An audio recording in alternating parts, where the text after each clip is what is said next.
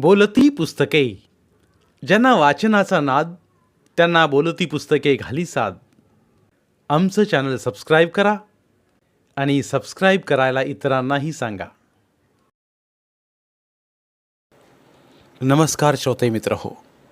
बोलती पुस्तके सादर करत आहे लेखक डॉक्टर श्रीकांत पाटील लिखित कादंबरी कडेलूट प्रकरण 19.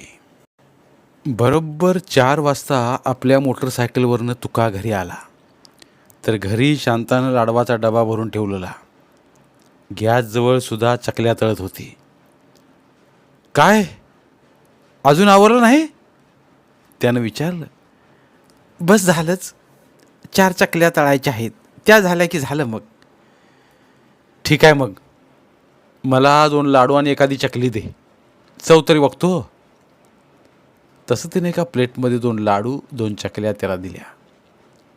वाह, फारच छान सुधा, लय भारी झाल्यात बघ लाडू आणि चकल्यासुद्धा. अक्कानेच केल्यात, सुधानं सांगितलं.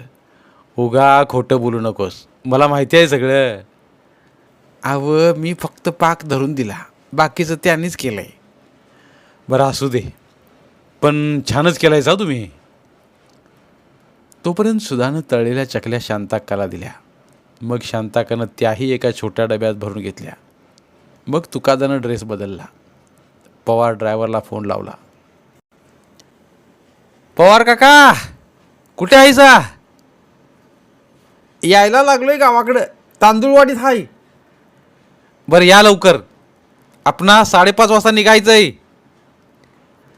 तुकादा, मी ठरल्या वेळेत येतोय, तुम्ही आवरून बसा.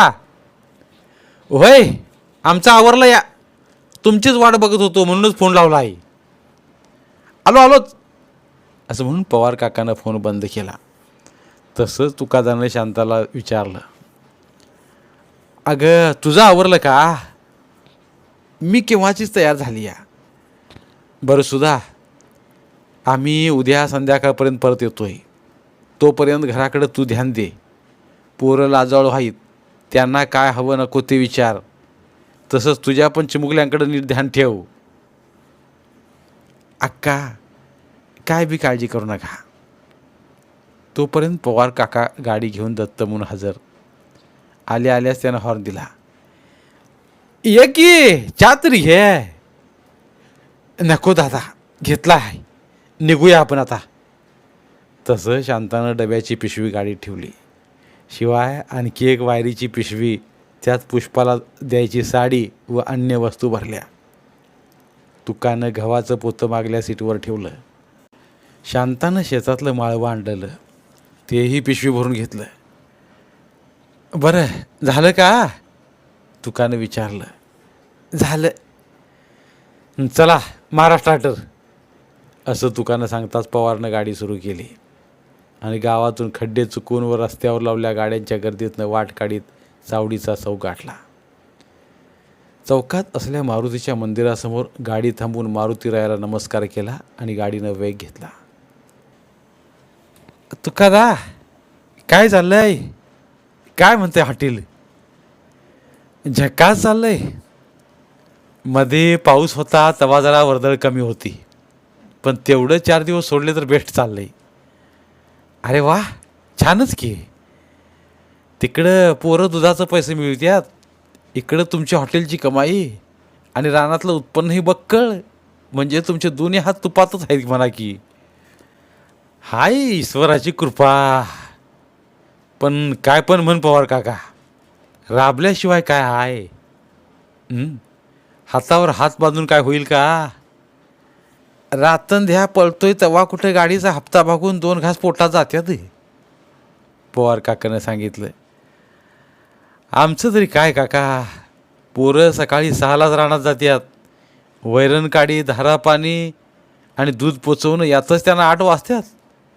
त्यानंतर दिवसभर कॉलेजला, आणि माझं काय सकाळी 8 पासून रात्री 12पर्यंत हॉटेल. तुकानं आपलं सगळंच रहाटगाडगं सांगून टाकलं. आणि मी कायच करत नाही? शांतानं विचारलं. अगं तू काय करत नाही असं कुठं म्हटलंय म्या? मी फक्त माझं काम सांगितलं. बरं बरं, असू दे, असं म्हणून शांतानं विषय सोडून दिला. गाडीनं सुसाट वेग घेतला होता. अवतीभोवतीचा निसर्ग, रानमाळ हिरवागार दिसत होता. रस्ता मोठा झाला असल्याने वाहतुकीला अजिबात अडथळा नव्हता. पण रस्त्याकडेचे डोंगर मात्र विद्रूप होऊन हतबलतेने प्रवाशांकडे बघत होते. माणूस रस्त्यानं गतिमान झाला होता, तर डोंगर आगतिक झालं होतं. रस्त्याचा भराव उचलला असल्यानं बाजूच्या नाल्यात पाणी साचलेलं दिसत होतं. काका, कुठंपर्यंत आलोय आपण? रस्त्याकडेची झाडं तोडल्यामुळं सगळ्या खुणाच गायब झाल्यात बघा. काहीच कळत नाही बघ. आपण निपाणीच्या जरा पुढं आलोय. म्हणजे घाट चालू होईल आता, तुकानं सांगितलं. होय दादा, पण घाटात पण काय अडचण नसते या. रस्ता खूप मोठा झाला आहे. पण काय उपयोग त्याचा? डोंगर ओरबाडून ही असली प्रगती काय कामाची? तुकानं आपली नाराजी व्यक्त केली. मग काय केलं पाहिजे? कुठलं तरी एक होणार. होय रे, पण बोगदा काढता आला असता तर हे निसर्ग सौंदर्य राखता आलं असतं. दोघांचं बोलणं चालू असतानाच गाडीनं घाटात प्रवेश केला. चांगला 6 पदरी रस्ता. रस्त्याच्या दोन्ही बाजूला सोलर दिवे. अंधार पडू लागल्यामुळे तो सारा नजारा खूप सुंदर दिसत होता. विकास नटून थटून प्रवाशांच्या मत्तीला आला होता. पण डोंगरराज मात्र मान कापल्या मुर्द्यासारखे रस्त्याकडेने उभे होते. डोंगरकड्यांना जाळ्या मारण्याचे काम चालू असल्याचे दिसत होते. रात्रीच्या अंधारात सुद्धा सोलर दिव्यांच्या उजेडात सारा घाट चकचकीत दिसत होता. आता घाटात दरडी कोसळणार नाहीत बघ दादा. बुडत्याला काडीचा आधार तसा डोंगराला जाळीचा आधार, तुकादा बोलला. पण हे फारच विद्रूप दिसतंय बघ. गाडी घाट ओलांडून थोडी पुढं आली आणि पूर्वेच्या बाजूला असणाऱ्या रस्त्यावरलं वळण घेऊन शिवणी रस्त्याला लागली. काका, रस्ता चुकल्यासारखं वाटतंय. नाही चुकणार दादा, मी मॅप लावलाय. मॅप लावलाय हे खरं आहे, पण मला इथं काहीच ओळखीच्या खुणा दिसत नाहीत. तुकादा, तू 2-3 वर्ष आलेला नाहीस. माझं इकडं भाड्याच्या निमित्तानं जाणं येणं असतं या. फार बदल झाला हे खरं आहे. म्हणजे म्हणजे इथलं जंगल साफ करून इथं खाजगी जागा असल्यामुळं मालकाने जमिनी काढल्यात. आजूबाजूला बघ की सगळं धाबं, दुकानं, इमारती कशी रेलचेल झाली आहे ती. आणि टेकड्या होत्या, छोटासा उताराचा घाट होता. टेकड्या खरडून खरडून काढल्या आणि मुरुम विकला इमारतींच्या फाउंडेशनसाठी. संपलंय की सारं मग. टेकडी लुटली, झाडं तोडली आणि तो बाजूचा डोंगर. तुकानं विचारलं. तिथं पण उकराउकर सुरू आहे, पवार बोलला. नेहमी हायवेपासून पुष्पीच्या घरापर्यंत यायला अर्धा-पाऊण तास लागायचा. पण अवघ्या 10-15 मिनिटातच गाडी पुष्पीच्या दारासमोर हजर. तुकादा अवाकच झाला. त्याचा विश्वासच बसेना. आपण एवढ्या लवकर कसं आलो? त्यानं काकाला विचारलं. कशानं म्हणजे? रस्त्यानं. काका, लवकर आलो बाबा, पण खरं बी वाटेना आणि बरं बी वाटेना बघ. इकडं यायला किती बरं वाटायचं. डोंगरात झाडीतनं रस्ता तुडवत यायला मजा वाटायची. प्राणी पक्षी भेटायचे, पानांची सळसळ ऐकायला मिळायची, डोंगर साथ घालायचे, टेकड्या हितगुज करायच्या. सारं सारं संपलं बघ. विकास झाला खरा, पण सगळं भकास वाटायला लागले. तुकाला गाडीत पुढच्या सीटवर बसला बघून मामा आलाय मामा, असं भाची अक्षरा ओरडली. तशी पुष्पी घराच्या बाहेर आली. किती दिवसांनी दादा घरी आल्याचा आनंद तिच्या चेहऱ्यावर ओसंडून वाहत होता. पुष्पाचा नवरा सर्जेराव आणि मोठा मुलगा सुहास देखील गाडीजवळ आले. अक्षराने मामीच्या हातातील छोटी पिशवी घेतली, तर पुष्पीनं माळव्याची पिशवी घेतली. गाडीतलं पोतं बघून सर्जेरावानं विचारलं. हे पोतं कशाचं आहे? गव्हाचं. अहो हे कशाला, तुमचं आपलं काहीतरीच. अहो तसं नाही दाजी, बरंच आहे. गहू आम्हा पिकलंय. बरं कुणाला परक्याला देतोय काय? आपण एवढं वज्ज आणायचं काय काम होतं काय? असू दे, ते काय डोक्यावर आणायचं आहे काय? शांतानं सारवासारव केली. तोपर्यंत अक्षरा धावत पळत पाण्याचा तांब्या घेऊन आली. तिनं ते मामाला आणि काकाला दिलं. पुष्पीनं आणलेला तांब्या शांतानं घेतला आणि हातपाय धुवून सगळीजण घरात आलीत. बरं चहा पान घेऊया. पुष्पा, पाहुण्यासनी चहाला टाक. तसं पुष्पीनं गरमागरम चहा बनविला आणि पाहुण्यांना दिला. चहा आणि बिस्किटाचा आस्वाद घेत तुकादा सर्जेरावांना म्हणाला,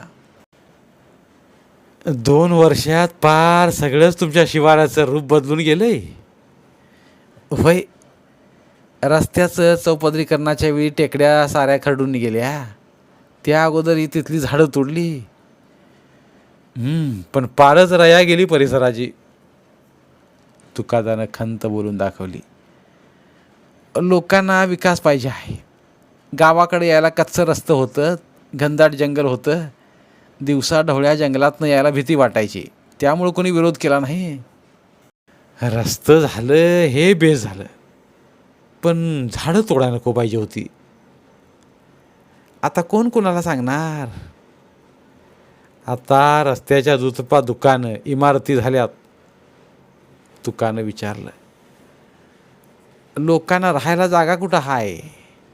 मग काय करतील? जागा मिळेल तिथं लोक आता घर बांधून राहायला लागल्या. ती हे काहीच नाही तुका, वर डोंगरावर सुद्धा घरं व्हायला लागल्यात. डोंगरात जागा कुठली? जागा आहेत की खाजगी मालकीच्या. अहो पण घर बांधायचं म्हणजे सपाट जागा नको का? तुकानं शंका विचारली. सपाट नसली तरी बुलडोजर लावून सपाट करतात. कमी उताराच्या जागेवर सपाटीकरण शेती काढतात. अक्षरशः जागा काढण्याच्या नादात डोंगर कड्यावरील मुरमाची लोकांनी अक्षरशः महालूट केली आहे. होय, पण लोकांना भीती वाटत नाही काय? माळीन आणि परवा इर्शाळवाडीत आमच्याकडं डोंगरानं गाव गिळला. भीती वाटत असेल की, पण हाव गप्प बसू देत नाही. तिकडं नदीकाठची माती काढून विकून पैसा करतात. त्यामुळे नद्या पात्र बदलतात का काय अशी भीती वाटायला लागली या. आणि आत्ता डोंगरावरचा मुरुम पळवत्यात. त्यामुळे कडे कोसळून गावाच्या गावं जायबंदी होत्यात का काय अशी शंका यायला लागली या. सर्जेरावानं सगळंच मनातलं सांगून टाकलं. जिकडं जाईल तिकडं हीच बोंब आहे बघा. मी भाड्याच्या निमित्तानं सगळीकडे फिरतोय. एक डोंगर लोकांनी शिल्लक ठेवलेला नाही. प्रत्येक डोंगराला हात घातला आहे. कुठेही जा, डोंगराचे अक्षरशः लचके तोडलेत. प्रत्येक डोंगराला खडी क्रशरचा वेढा पडला आहे. एक दिवस या लुटीमुळं डोंगर शिल्लक राहतील का नाही असं वाटतं या. दोघांच्या बोलण्यामध्ये तोंड घालून पवारानं फिरतीत बघितलेलं डोंगराचं चित्र सांगून टाकलं. स्वयंपाकघरात शांता आणि पुष्पा गप्पा मारित होत्या. बरं झालं 2 जण आलासा ते. मला पण लई आनंद झालाय बघा. नाहीतर या घर परपंचातनं कुठं जायला घावत नाही. शांतानं सांगून टाकलं. अजय आणि विजयला आणायचं नाही वे. आणलं असतं हो, पण जनावरांचं धारापाणी कुणी करायचं? मुक्त गोटा हाय. मोठा पसारा केलाय पोरांनी. होय, खरंच पोरं सुराला लागली ते किती बरं झालं नाही. रानात राबत्यात आणि कॉलेजात बी शिकत्यात.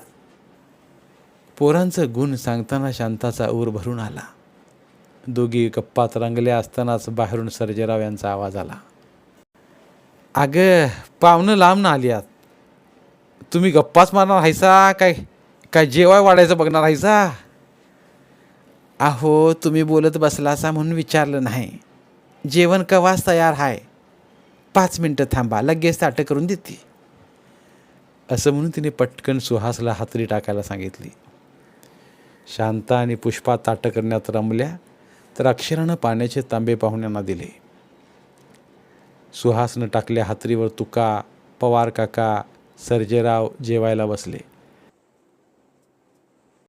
अरे सुहास, तू पण बस की, तुका बोलला.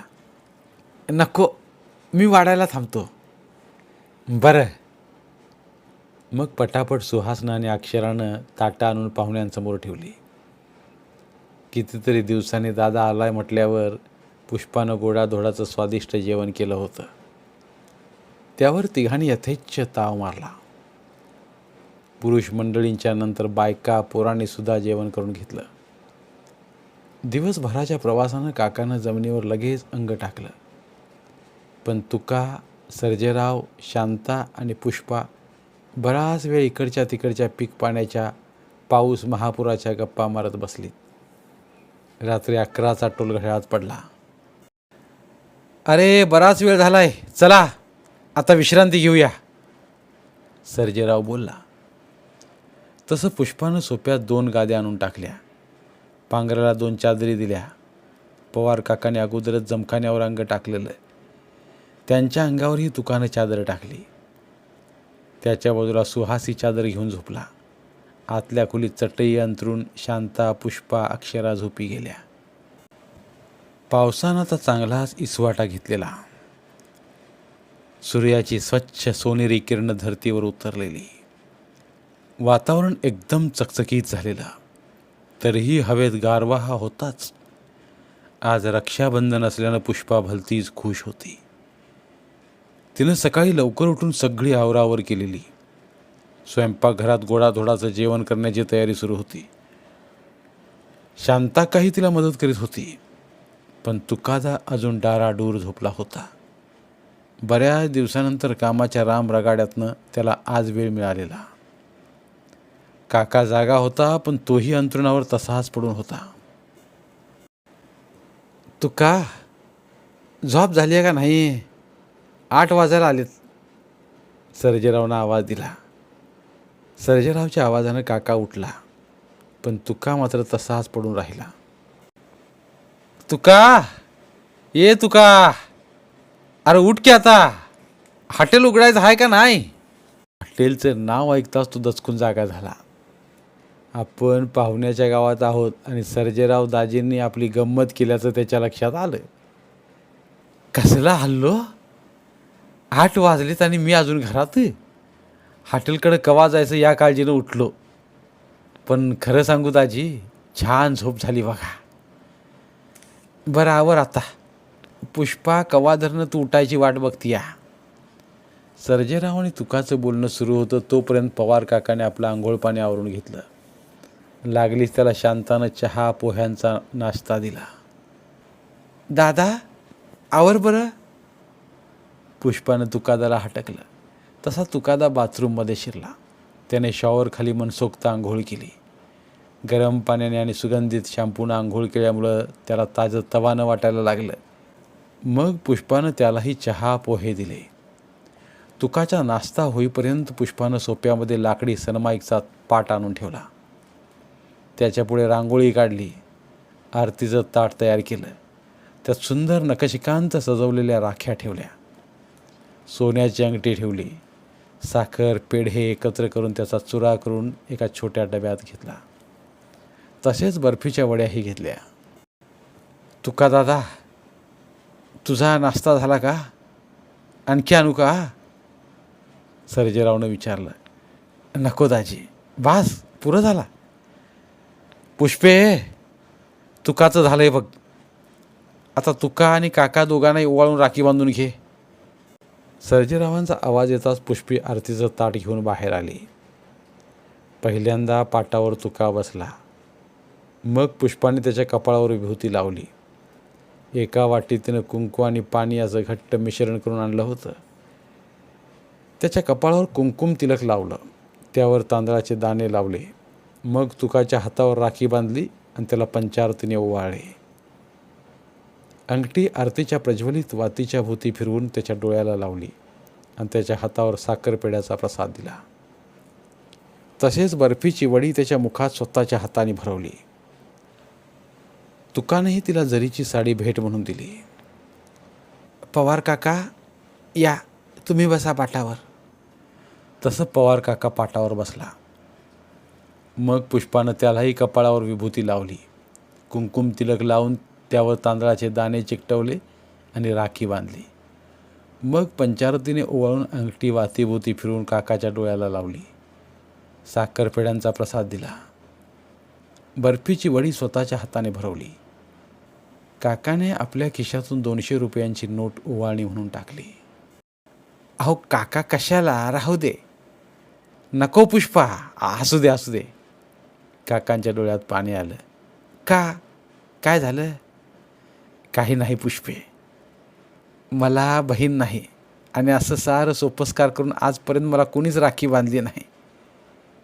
त्यामुळं माझं मन आज भरून आलं बघ, दुसरं काही नाही. पवार काका, मी आहे ना. दरवर्षी तुम्ही माझ्या दादाबरोबर येत जावा. तुमच्या रूपानं आज मला आणखी एक भाऊ मिळाला. पुष्पाचं बोलणं ऐकून पवार काकाला गहिवरून आलं.